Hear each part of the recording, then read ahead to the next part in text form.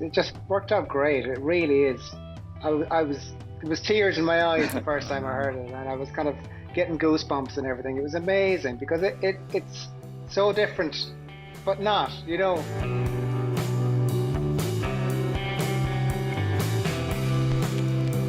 How did this even happen? Because we're going to get into the story behind the original version in 1993, but also the exciting part is that now there's a reimagination, Iain, that you've done that's just coming out. And so how did that happen? Do you want to go, Fergal, or shall I? No, you go first, yeah. Well, I just randomly found a message in my requests folder on Instagram from someone from the Cranberries label in the US asking if I'd like to reimagine a few of the songs from their catalogue. And I just thought it was spam. I completely did not respond to it because, you know, unsolicited things like that in your requests folder, and you're like, okay. But I passed it on to my manager, Campbell, and he was like, no, this checks out. This is the legitimate guy. And it's a legitimate opportunity. And I didn't really know more about it other than this guy was sort of looking after the publishing side of the Cranberries catalogue, and wanted to do something interesting with a few songs. But there was no other remit than, you know, just have fun with it. I remember saying, you know, it'd be great to speak to the band and get a sense of, you know, what it is they want from this, because like there's so many ways that you could take it. Like, where do you even start, especially with a song like Linger that's so iconic, you know, that everybody knows and loves. And so I had a chat with Fergal, and he similarly just said, just go have fun with it. So I was like, okay, no remit, no direction. Here we go. No rules. No rules. It's the dream, isn't it, as an artist, just being told, go and have fun, you know. So there wasn't any particular anniversary or time of this. This was just an outreach that happened. Yeah, we had a band meeting a couple of months back, and we were kind of talking about remix ideas. You know, it's something we've been thinking of for a while, because years ago we had some remixes done. I remember a band called The Orb did a remix of Zombie, which is like a really...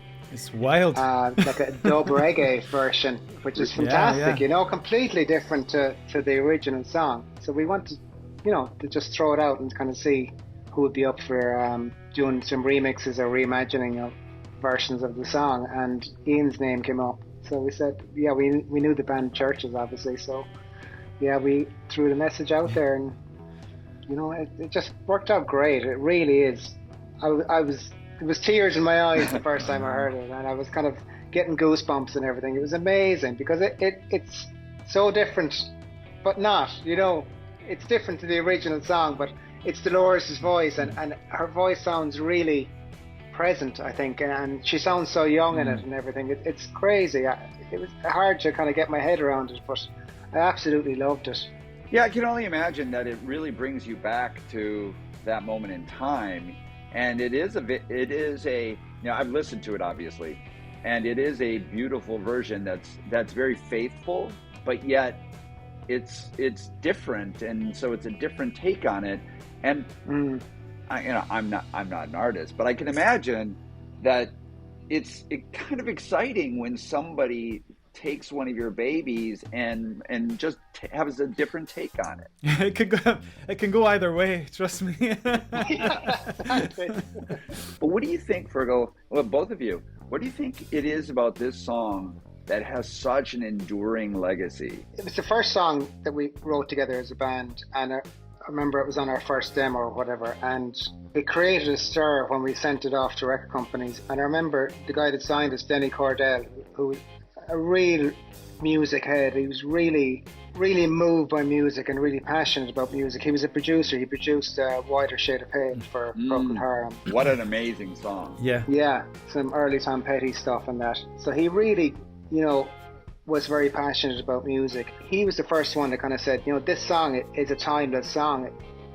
30 years from now, this is going to be a, you know, still a hit. We were kind of like, yeah, sure. You know, it's our first song. Yeah. You know, a couple of years from now, people won't even remember it or whatever.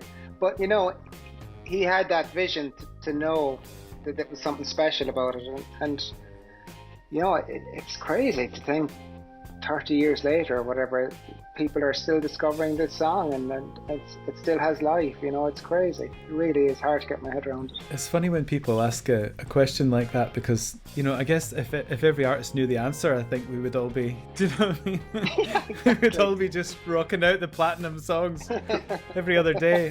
Yeah, exactly. But I don't know. I think in the case of Linger, there's a real kind of emotional honesty to not just the lyrics, but the melodies as well. And I don't know, there's just something magical about it that it's impossible to define, and as it should be. You know, you told us a little bit about how you first learned about this opportunity. So now let's talk about the reimagination of the song, which is 30 years later, and it's entirely new now. How did you take that outreach and then start thinking about what you would do with it?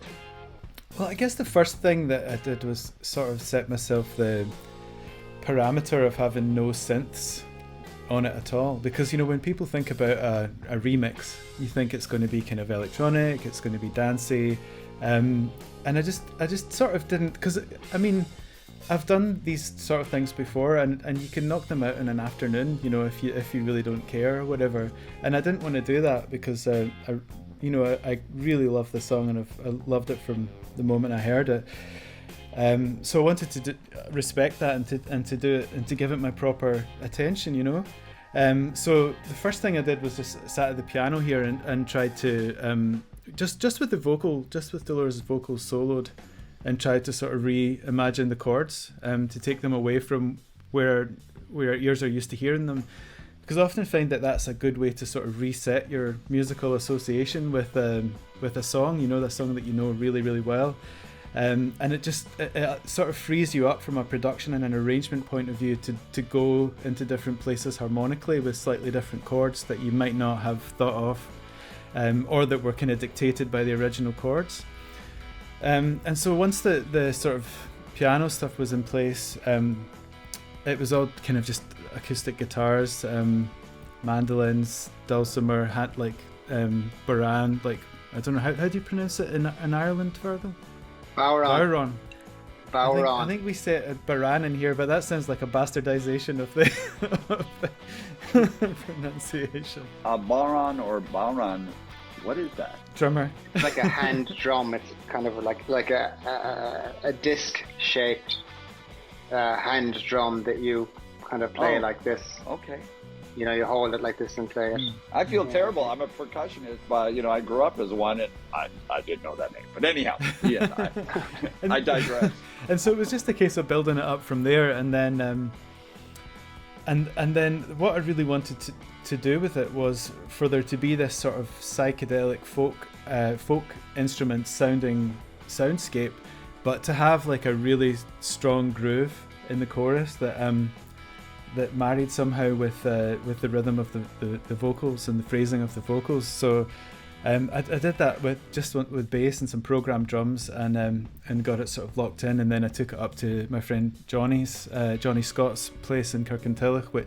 He's the CHVRCHES live drummer, and we just sat and an afternoon and just jammed it over and over until it felt like it was really starting to gel, and just sort of fleshed it out from there. But yeah, I guess I'd been listening to, I guess like not doing the CHVRCHES stuff, which, as you know, is kind of like synth pop or electronic indie pop, whatever you want to call it.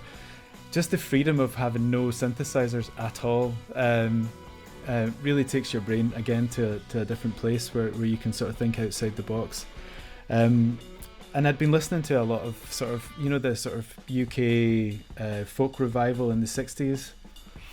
And, you know, when acid and like stuff came over from America, and you know, people were taking sort of psychedelics, the thing that happened musically in the UK, it just spread all over the world and continues to this day. And I just wanted to tap into that a bit and to examine how that sort of 60s psych sound could be transplanted to a kind of 90s psych sound. Like, obviously that's where the Cranberries come from.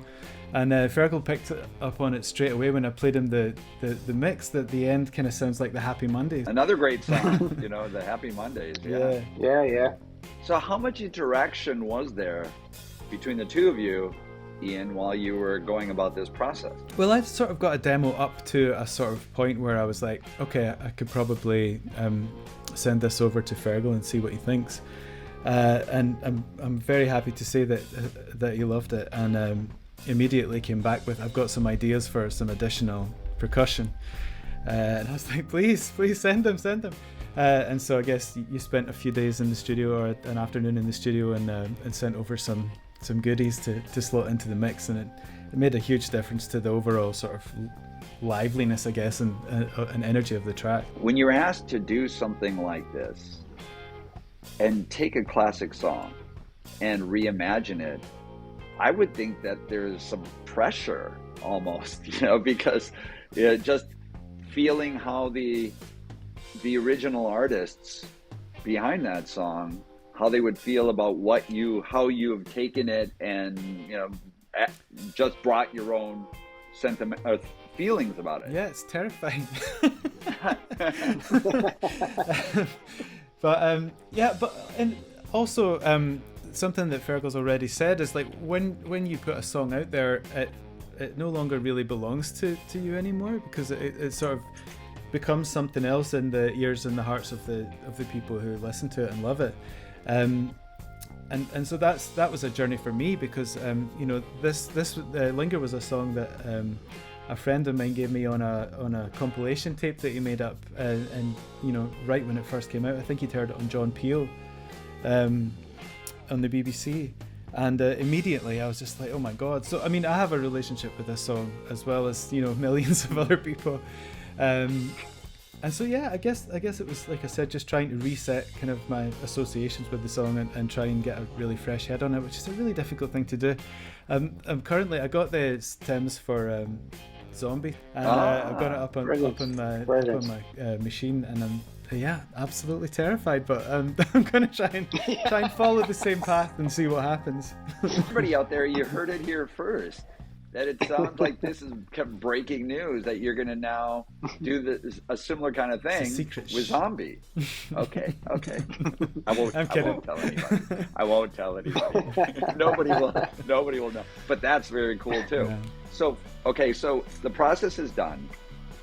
Fergal, you hear it for the first time.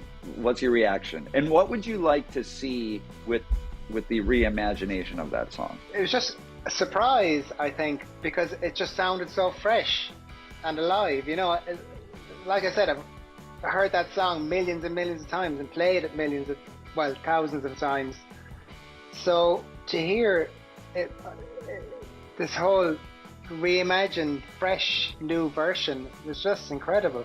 But yet with Dolores' vocal there, you know, as well, it was hard to put it into words. It was just very emotional, and I kind of, once I'd listened to it, I kind of had to put it on again and went, oh my god, you know, and just feel it, I suppose. And I think it's something that she would have loved, because, you know, her vocal is still there, she wouldn't be pissed off that what the hell are you doing with the effects on my vocal? You know, she didn't like effects on her vocal, never liked that kind of thing. Just a bit of reverb, a bit of delay or something, and that was it.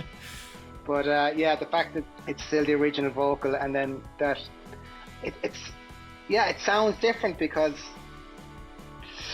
I don't know how to explain it, but it's just fresh, I think. A fresh, upbeat version. Incredible. I don't know how you did it. It really is. It's mind-baffling, because I would have crumbled if that was sent to me. You wouldn't. I'd have absolutely crumbled. I believe in you, Fergal. But no, like when I got the files through for Linger, I sat down and listened to Dolores' vocal stuff on its own, and oh my god, the shivers, you know. Because I don't know if anybody's heard the, like, if there hasn't been any like official remixes, I don't know, But if anybody's heard the multi-tracks and was able to isolate that, her performance. But I think if there was ever a great place to start from in terms of building up an arrangement, you know, you're starting with one of the most iconic vocal performances of the century, you know. So it was a good start.